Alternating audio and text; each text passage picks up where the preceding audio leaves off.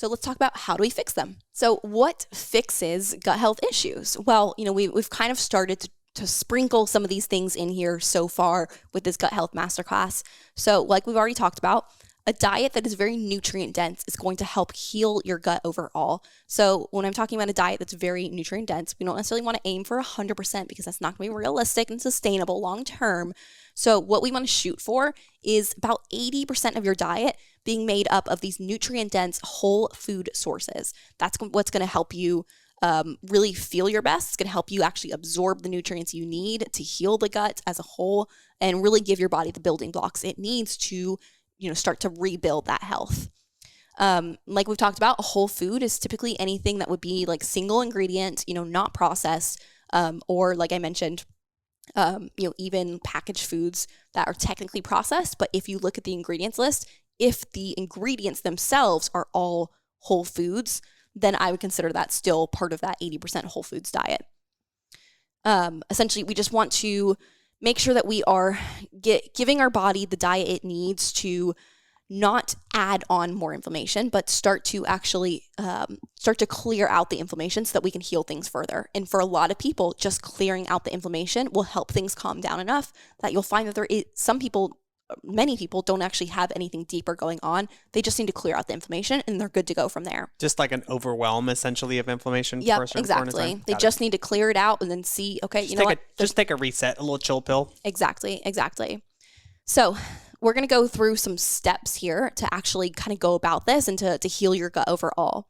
So step number 1, like I just mentioned, we want to aim for that 80% to 90% nutrient dense whole foods diet. So think about like, if 10 to 20% of the food you're eating is more of that like processed food, more of like the fun foods, the treat foods, then what that could look like is, let's say you eat 5 meals per day. That's about 35 meals per week. Then about 7 of those 35 meals are going to be made up of those processed foods. So kind of like 1 meal per day could be like a really processed food, a really like treat food.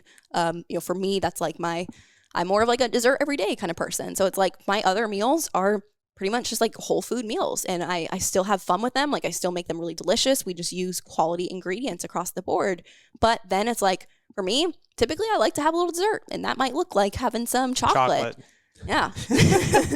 Notice how it came right up. Chocolate. Yeah, we are chocolate fiends here in this household. So that's number 1, 10 to 20%. Can I share something really quick that I'm kind of noticing here? So think of it this way. And this is why I love the 80-20 process and just making sure that you're still making progress each and every day towards your goals, but also allowing yourself to enjoy life, right? So in this point, you mentioned 5 meals a day. So that's breakfast, lunch, dinner, potentially 2 snacks in between. 7 times 5, that's 35. So out of 35 meals, if you can have 7 meals where you can have those processed foods, where you can have the treats, where you can have the chocolates, in Vanessa's point here, that's what makes things sustainable. And I mean, literally, you can break it up however you want, but if you're having one of those meals or one of those, per day, be a processed food, I mean, you can do the other 4 meals on a daily basis without sacrificing, again, if you want to go out to dinner with your family or have, your son, your daughter's birthday party, like you can still have the cake, you can still have the snacks and be able to make sure that you're still doing everything you can to be able to fix your gut. So that's the biggest driver for me is, it doesn't have to be all or nothing, or I just can't have this, or I can't have a drink, a beer, or whatever that might be. It's more so, can we just dial things in to the point where you're eating that 20% of processed foods while also making progress towards all this? And if you look at it that way, it's really not that difficult or not that challenging, Yeah. But it depends on the person. So it's like what I want to also share too is if currently maybe your diet is like the flip where it's maybe you're eating like 80%. It's a good awareness. Processed foods and 20% nutrient dense whole foods, then I don't want you necessarily to flip it to the other 80-20 right away because that's going to feel very restrictive for you because you're not used to that. So instead, let's just start to aim for like maybe 50-50 and just hang there until that feels really easy for you and then start to head closer to that 80-20. Yeah. Like we don't need to flip from one end of the spectrum to the other. It should be a process. It should be a slow build to that place where now it's sustainable for you specifically. Got it. But step number 2 And this is looking at specifically, like, if we want to heal your gut, right away, we want to like get that bloating taken care of. This is going to be something that we do temporarily to, again, let's remove the things that are inflammatory. And so like we talked about earlier with things that are gut health offenders, what I would encourage you to do for a period of time is reduce, not necessarily cut out, if you are specifically going into like a heavier gut health protocol, it might encourage you to cut things out for a period of time, but just reduce your dairy and gluten consumption. And you can, once you really heal your gut and get into a healthy place, you can add more and more of this stuff back in. Of course, I don't think it should be like 100% of your diet shouldn't be gluten and dairy, but like obviously adding it in, as feels sustainable for you, as your gut can tolerate that, I think you absolutely should. But for the purposes of healing your gut, because if you're listening to this episode, you probably have something that you want to help kind of reduce, I would encourage you just to reduce your dairy gluten consumption for a period of time. One kind of easy way to think about doing that is maybe you just don't, for a period of time, maybe you just don't include any gluten and dairy in your diet at home. And maybe you just only, like when you go out to eat, you have some gluten and dairy here and there. It can be that simple. Or maybe it's more of like, okay, 1 meal per day, I'm gonna have gluten and dairy. Just like kind of focusing on how can you go from however much you're currently eating and just reduce that down.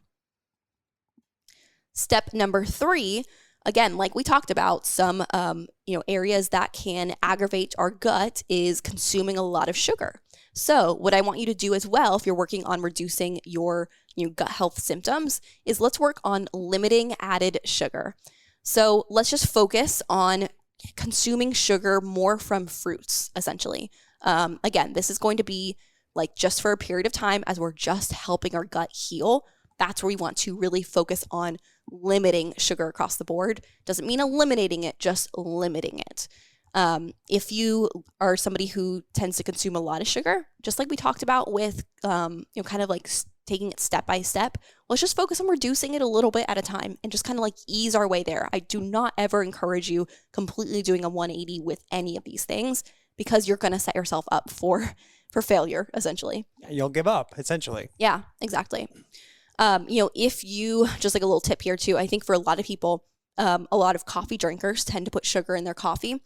You can also consider having natural sweetener alternatives. So I, again, would not encourage you to switch to a artificial sweetener like a Splenda, or things like that, but switching to something that still comes from nature. So stevia or monk fruit are both really, really great sweeteners that still occur in nature. So in moderation, those can be really beneficial and great alternatives. Don't some restaurants now have the, what's it called? The sugar in the raw thing now? So sugar in the raw isn't necessarily what we want either. Oh, really? That's still sugar. Got it. Yeah, it's going to be better than like the super processed white sugar, but it's still sugar. So that's where it's like we want a sugar alternative that is sugar free, but still comes from nature. Got it. So that's step number 3. Then step number 4, what we want to focus on here to start to heal our gut is we want to eat more fiber. And so like we talked about before, this should be something that is a slow build. I don't want you to jump into having like a ton of fiber out of the blue. I want you to kind of like work on building up your fiber intake over the course of time, week over week.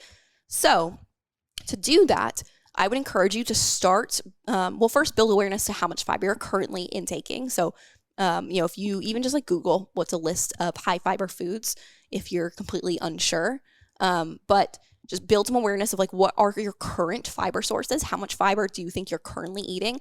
And now let's start to just like slowly increase our fiber over the course of time. Then eventually what I would like to see is that every single meal has at least one fruit or vegetable source. And when I say source, I don't mean like that little slice of tomato on your burger. I mean like an actual serving of vegetables or fruits with that meal. So the kind of the easiest way to do that is like with breakfast, have some fruits with it. Fruit is typically, across many cultures consumed as a breakfast food. And fruit is very, very high in fiber. It's really, really great for our gut. So I would encourage you, like, have a couple of different types of fruit sources that you just keep on rotation.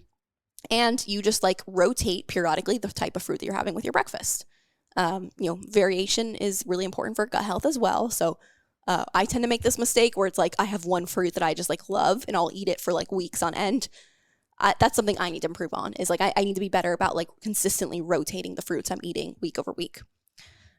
Lunch, that can be really easy to have like more of like snackable veggies. So like I think a lot of people can benefit from having like carrots with their lunch, could have, maybe like a little salad with their lunch. So like having some greens with it.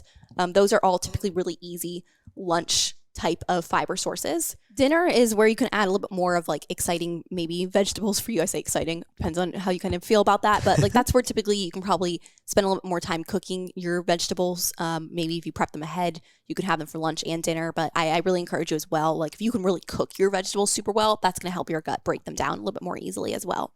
And then snacks, like let's center our snacks around fruits and vegetables. Really just like making it fun there. And then, of course, like I mentioned, fruits and vegetables is what we predominantly want to focus on for our fiber sources because they also come packed with so many great vitamins and minerals that are going to be really necessary for healing your gut as well. But there are other great fiber sources that you can look to increase your overall total fiber intake. So, maybe adding in some like chia seeds, flax seeds, quinoa, almonds, pistachios, Brazil nuts, like there's a lot of different fun ways we can insert fiber into our diet. So that's step number 4, adding more fiber in. Step number 5 is drinking more water. And I probably, people are probably sick of me. I was wondering if you were going to say this or not, though. Yeah, people are like sick of me probably encouraging them to drink more water because I bring it up in like every different thing we ever talk about. But that's because it's so freaking important, drinking more water. Water is going to help move the food and specifically help move that fiber through our digestive tract. So as we are increasing our fiber intake, it's especially important to drink enough water so that fiber doesn't just stay stagnant and sit there and make you feel heavy and more bloated. Adding more water along with more fiber is going to help move that through. So depending on how much water you're currently drinking, let's aim for 3/4 to a gallon of water per day. So like, you know what? I'm going to take a drink of water right now as we're speaking. Wow, you're so inspiring to our listeners right now. But just get a reusable water bottle, keep it by you all the time. By the way. I'm so happy for you. Use it, keep a reusable water bottle all the time and like use it regularly. I'd also encourage even adding in electrolytes. It can be really, really beneficial and important for making sure that the water you're drinking is also being usable, like actually getting put into the cells where it can be used as part of that creating cellular energy process. So adding electrolytes or adding quality salt to your meals is important too. And then, so bonus step number 6, I kind of want to insert here. So as we work through those initial steps, like we talked about, what we're doing is we're reducing inflammation overall. Now, if you work through those initial 5 steps and you find that things are not getting better, you're still dealing with the same symptoms, that's when you want to kind of move into what I would call our bonus step number 6, which is using functional lab testing and using proper supplementation. So super important not to just like throw these like random gut health supplements that you find on Instagram or TikTok at your body. Ads that are being served to you. Yeah, especially because, a lot of them are very expensive. And if we're not doing those other things first specifically, they're not going to do anything for you at all. So super important that we, follow those initial 5 steps first. And then from there, I really highly encourage in the best possible scenario to use functional lab testing. So using like a GI map, which is an at-home stool test that we use with a lot of clients with gut health issues, we can see specifically what's going on and help work through that. So like we could find, maybe there's aggravation going on from some SIBO, some small intestine bacterial overgrowth. Maybe there is some H. pylori. Maybe there's parasites. There can be a lot of different things going on that can be contributing to the overall symptoms to where, okay, we cleared out the inflammation. Now we can see what's going on. We can actually treat what's happening here so that we can really just prevent more issues from occurring.